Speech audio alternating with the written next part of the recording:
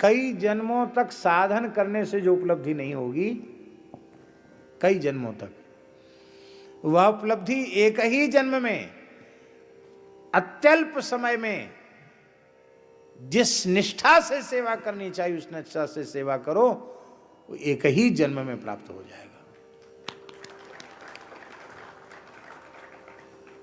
सेवा की बड़ी भारी महिमा है। सेवा के ऊपर एक वृंदावन के रसिक आचार्य हुए हैं, श्री स्वामी हरिदास जी की परंपरा के श्री स्वामी भगवत रसिक देव जी।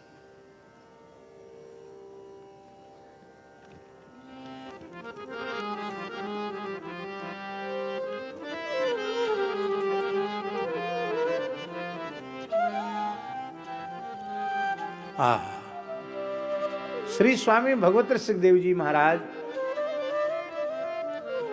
वे कह रहे हैं, सेवा का स्वरूप क्या है।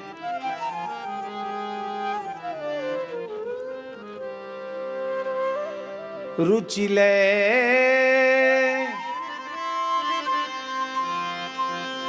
शुचि सेवा करे,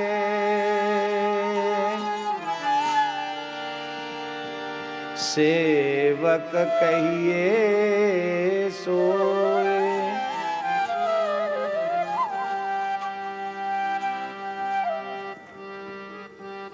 रुचि ले शुचि सेवा करे, सेवक कहिए सोए। तन मन धन अर्पण करे, रहे अपन को खोए। कितनी प्यारी बात है। सबसे पहले सेवक का धर्म है सेव्य की रुचि का विचार करे। रुचि ले शुचि सेवा, रुचि सेवा और शुचि सेवा। महाराज जी, सेवा में कामना आई नहीं कि पवित्र से पवित्र सेवा अशुचि होगी।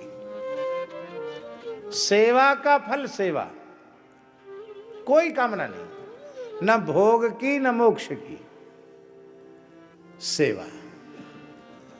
अरे भगवान खुद कह रहे हैं, सालोक्य सार्ष्टि सामीप्य सारूप्यैकत्वमप्युत दीयमानम न गृह्णन्ति विना मत सेवनम जना। ये उत्तम सेवा है, कोई कामना नहीं। सेवा का फल सेवा है, सेवा का और कोई फल नहीं है। रुचि ले शुचि सेवा करे, रुचि पूर्वक सेवा करे, स्वामी की रुचि का विचार करे और निष्काम सेवा करे। सेवक कहिए सोए, तन मन धन अर्पण करे। अपना कुछ बचाकर न रखे, अपना सर्वस्व गुरुदेव के चरणों में, उपासक के चरणों में, सेव्य के चरणों में अर्पित कर दे। और अर्पण करने के बाद रहे, निकट रहे। कैसे रहे? अपन पो खोए। अपन पो खोए का अर्थ है महाराज जी, बहुत से लोग तन मन धन सब अर्पित तो कर देते हैं संतों के, गुरु महाराज के चरणों में, और जब लोग आते हैं दर्शनार्थी तो उनसे कहते हैं कुछ नहीं था गुरु जी के पास, ऐसी टपरिया में आके बैठे थे। ये सेवक सब जमीन खरीदी, ये बना दिया। यहां की एक एक कील इस सेवक की लगाई हुई है। आपके ही मुखारविंद से एक बार सुना था कि कोई महात्मा थे, बहुत अमीर घर के थे, वैराग्य हो गया, घर छोड़ दिया। तो बात बात में गुरु भाइयों में झगड़ा होता तो कहते, अरे हम ऐसे वैसे भूखे नंगे घर के नहीं हैं, ऐसे साधु नहीं बने हैं, लाखों की संपत्ति पर ठोकर मार के आए, लात मार के आए। तो गुरु महाराज ने कहा कि बच्चा अभी लात छूटी नहीं है, लात वहीं की वहीं चिपकी हुई है। कहां छूटी लात? सर्वस्व समर्पण करने के बाद फिर ये अहंकार न रहे कि मैंने किया, मेरे द्वारा कुछ हुआ। इस पद्धति से गुरु सेवा में रहेगा तो रहे अपन पो खोए, द्रवे तब हरि गुरुदेवा। कुछ करना नहीं पड़ेगा, द्रवे द्रवित हो जाएंगे, प्रसन्न हो जाएंगे। और अन्न मांग्यो सब मिले, कुछ मांगना नहीं पड़ेगा, सब कुछ प्राप्त हो जाएगा। जान ले वे सुचि भेवा, परमार्थ के सारे पवित्र भेद उसको अपने आप ज्ञात हो जाएंगे, सारे रहस्यों का बोध हो जाएगा। इतना ही नहीं महाराज जी, संचित क्रिय प्रारब्ध कर्म सवे जाय मुचि। सेवा से संचित नष्ट हो जाए, क्रियमाण का बंधन समाप्त हो जाए, इसमें बहुत आश्चर्य नहीं है। पर एक भगवत प्राप्त पुरुष की वाणी है, वे कहते प्रारब्ध भी नष्ट हो जाता सेवा से। वो अपनी त्याग तपस्या से भी प्रारब्ध नष्ट नहीं होता, पर सेवा इतनी ऊंची वस्तु है कि सेवक के प्रारब्ध का भी क्षय हो जाता है। ऐसे कितने उदाहरण हैं। स्वामी ने सेवक के प्रारब्ध को अपने ऊपर ले लिया। चित्रकूट में सिद्ध संत थे श्री सद्गुरु रणछोड़दास जी महाराज, सिद्ध पुरुष थे, जिन्होंने अपने अनुभूति ग्रंथ में लिखा है कि श्री कृष्णदास पयोहारी जी महाराज मुझे रेवासा स्थान लेकर के गए थे और मैं 10-12 वर्ष तक पयोहारी जी के साथ रेवासा धाम में निवास किया। अपनी अनुभूति की पुस्तक में रणछोड़दास जी लिख रहे हैं। सिद्ध पुरुष थे और चित्रकूट में जब वो साधन करते थे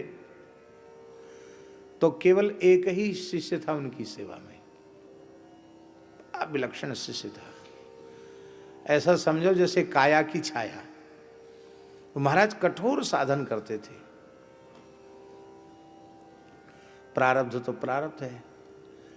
वो शिष्य को पहले कफ खांसी बनी और फिर दमा हो गया, श्वास हो गया। अब इतना भारी श्वास उखड़ गया, आप कल्पना कीजिए, आज से लगभग 80-90 वर्ष पुरानी बात होगी। उस समय की कल्पना कीजिए कि उस समय चित्रकूट में क्या स्थिति होगी। औषधि के नाम पर कुछ, न कोई चिकित्सक न कोई दवा। अब वो बेचारा चेला, उसकी तो हालत ये हो गई कि चल न सके, इतना श्वास फूले, उसका दम भराया। तो गुरु महाराज अपना साधन कम करके उसका ध्यान रखने लगे। रो रहा था, बोले आज हम कुछ नहीं खाएंगे पिएंगे नहीं, हम तो अनशन करके प्राण त्याग देंगे। तो श्री रणछोड़दास जी ने कहा क्यों बच्चा, क्यों? बोले हम तो इसीलिए, हमारा और कोई भजन साधन नहीं, हम तो इसीलिए श्री चरणों में आए थे कि हम अहरनिश सेवा करेंगे, पर हमारे शरीर का ऐसा पाप उदय हो गया कि अब आपको हमारी सेवा करनी पड़ रही है, तो मैं जीवित क्यों रहूंगा? तो वो मुस्कुराए, बोले वैसे तो बच्चा थोड़े दिन की बात है और भोग लो, ठीक हो जाएगा, क्योंकि भोग से ही कर्म का क्षय होता है। लेकिन यदि इतनी व्याकुलता है तो ठीक है, तुम ठीक हो गए, समझ लो ठीक हो गए, अब करो सेवा। और महाराज को बस थोड़ा ज्वर आया और फिर ऐसा दमा, श्वास लेना मुश्किल। और महाराज जी बताते रहे ये दवाई करो, ये करो, तो करो। बोले चलो, तुमने नहीं भोगा, तुम्हारा हमने भोग लिया।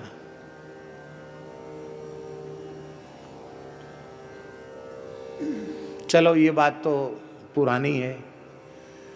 एक घटना मेरे नेत्रों के सामने घटी हुई घटना।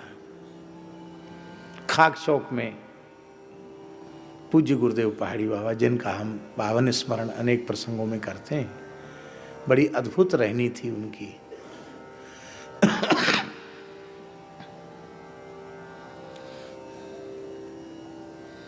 सर्वभूत हिते रताः के वे।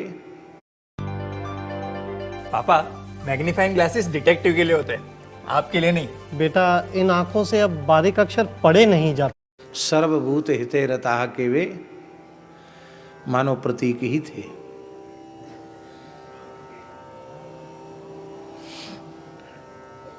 तो वृद्ध शरीर तो था ही, तो खांसी का सिरप ले रहे थे।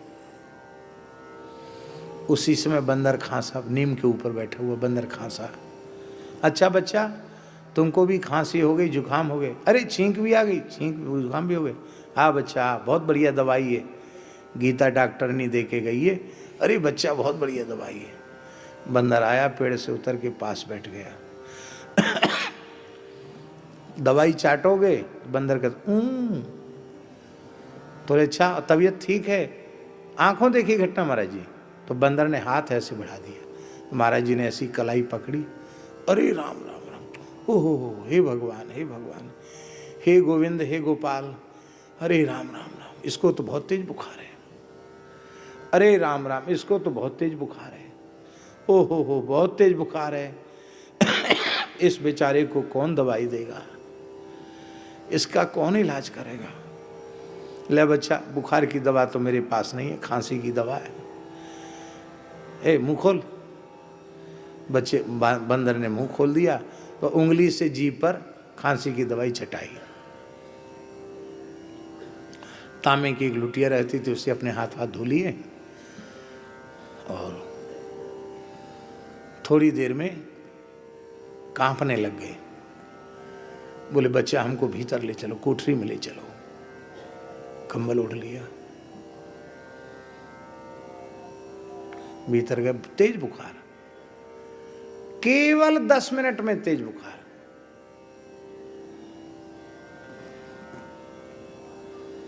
पूरी रात बुखार रहा, पूरे दिन बुखार रहा। बुखार आने पर वो फलाहार छोड़ देते थे, केवल गर्म जल पीते थे, लंघन करके ठीक कर लेते थे अपने ज्वर को।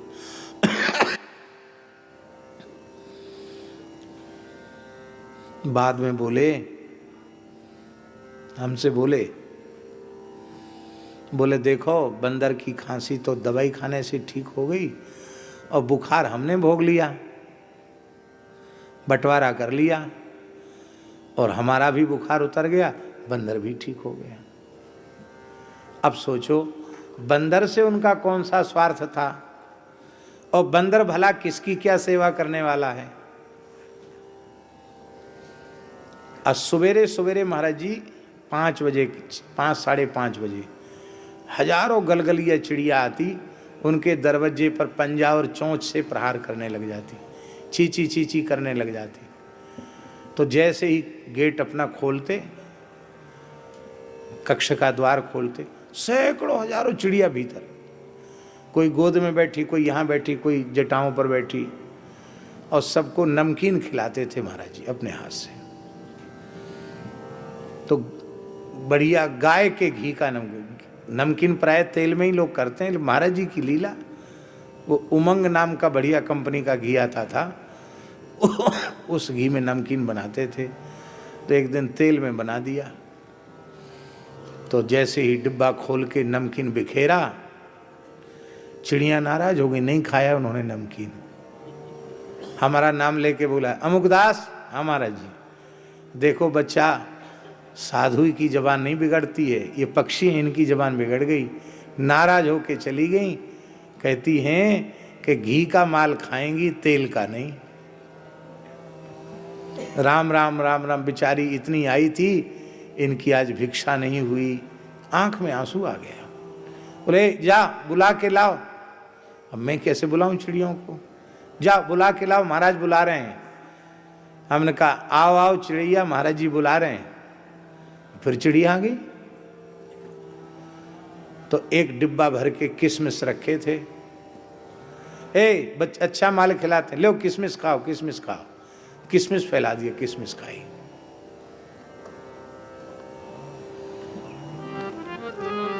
ये कितने लोगों की व्याधि को हमने देखा महाराज जी, ऐसे सहज दया करके अपने ऊपर ले लेते थे। यद्यपि ये हम बहुत उत्तम नहीं मानते हैं कि हम अपनी आधी व्याधि अपने पूज्य जनों को दे दें। इसलिए मेरी तो प्रार्थना ये है कि अपने पूज्य जनों की सेवा ही, निष्काम सेवा ही करनी चाहिए। उनके सामने अपनी आधी व्याधि का रोना रो करके उनके साधन में विक्षेप करना अथवा अपनी व्याधि उनको देना, ये मेरे विचार से तो बहुत अच्छी बात नहीं है। पर ऐसा होता है, करुणा अधिक होने के कारण ऐसा होता है। संचित क्रिय प्रारब्ध कर्म सवै जाएं मुचि, सब कर्म छोड़ के चले जाते, कर्म बंधन से मुक्त हो जाता है। माई मेरे श्याम